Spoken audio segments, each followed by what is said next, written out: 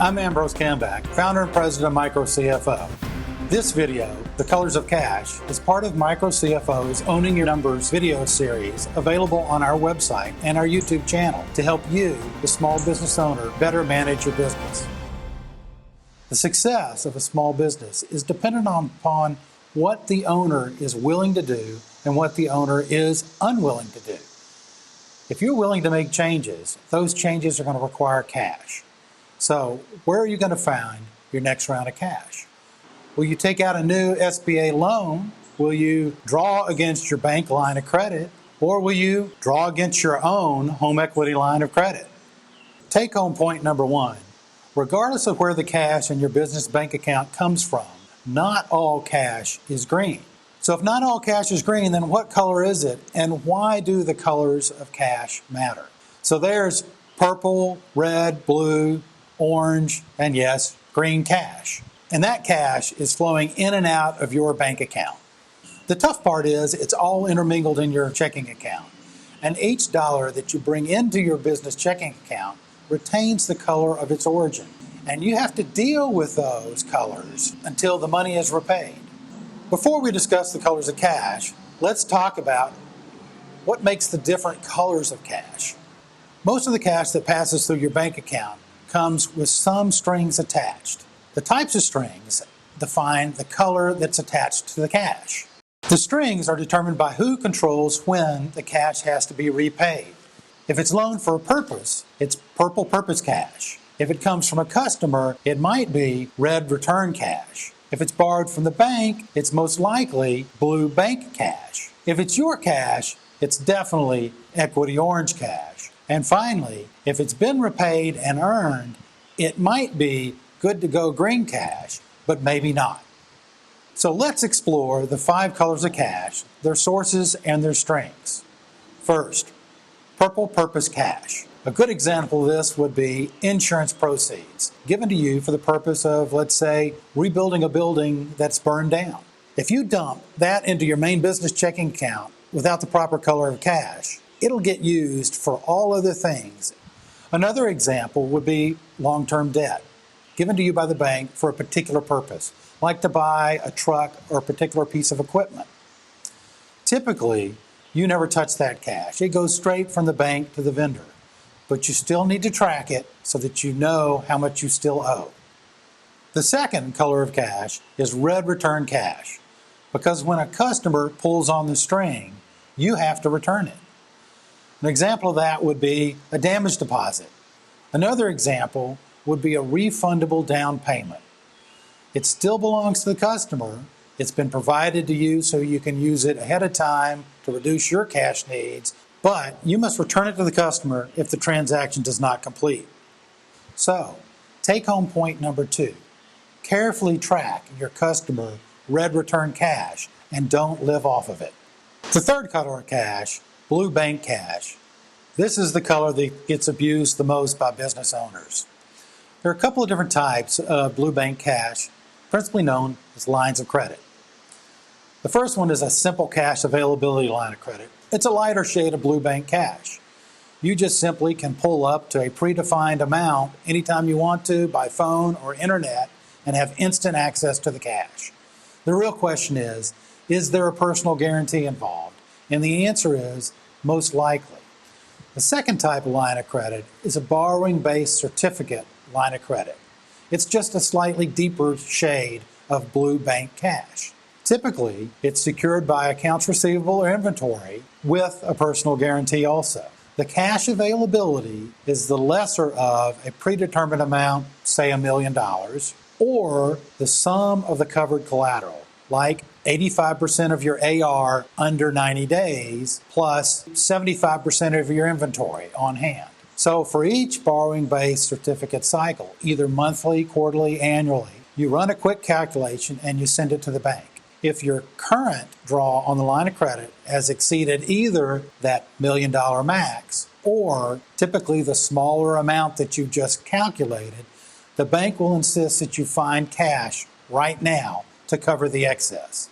A borrowing-based certified line of credit should only be tapped for exactly what's tied to the collateral. Funding for real business that will be collected in a timely fashion out of your AR or buying inventory.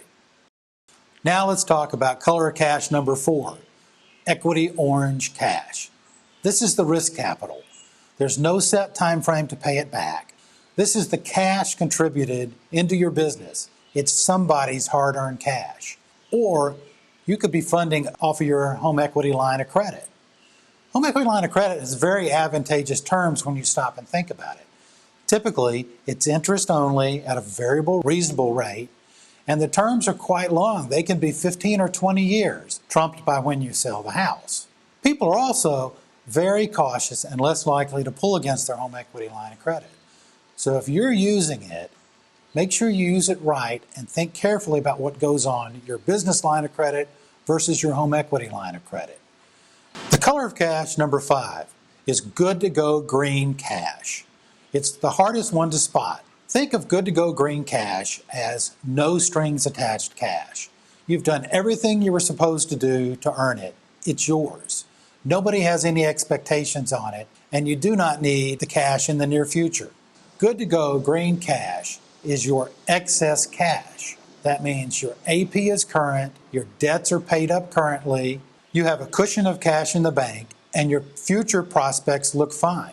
Only then is your good to go green cash truly distributable to you. A really important question for small business owners is, when should you use your home equity line of credit versus your bank line of credit? So think of funding from the home equity line of credit as being for things that are not appropriate for your bank line of credit. Things like operating losses, equipment down payments, unfinanced capital expenditures. Funding these types of items off the bank line of credit would mean that cash may not be available on the line of credit when you need it if the business is growing. Or if the business slows down, the bank may require you to pay the line of credit at a very bad time. There are some caveats. You need to speak with your lawyer about your state's homestead exemption laws. If you have partners, make sure you're not the only person pulling off your home equity line of credit. And make sure that if you have a big home equity line of credit balance, that you can handle the interest rate risk from the variable rate interest on the note. So, take home point number 3. Bank line of credits should only fund acceptable collateral, not losses, not equipment or fixed assets.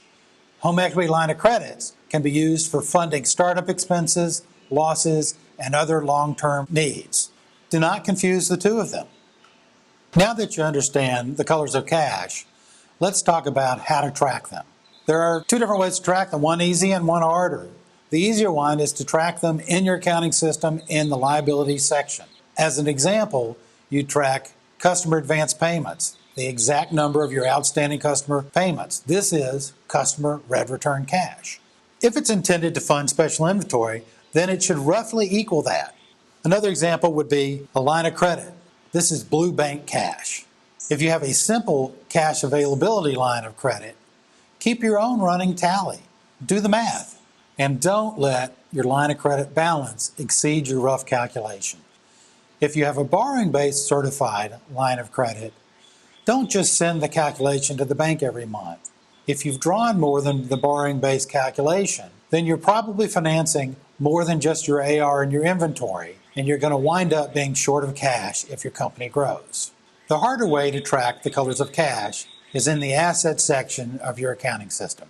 There's no extra monthly math that is required, it's just a little more bookkeeping. So a couple of ways to do it.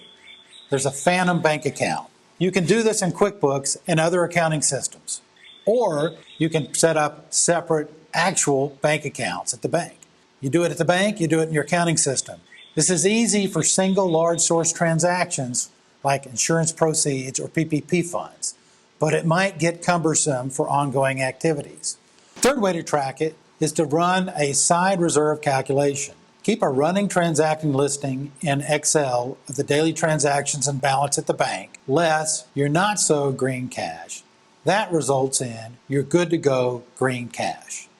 So in conclusion, the colors of cash are all about the strings attached and who controls when the cash must be repaid. Is it you? Is it your customer? Or is it the bank? So we have 3 take-home points today. The first is, regardless of where your cash came from, not all cash is green. The second, carefully track your customer red return cash and don't live off of it. Third, don't confuse the appropriate uses of a bank line of credit or a home equity line of credit. If you need help with the organization and oversight of your business's accounting, please call me or send me an email or connect with me on LinkedIn.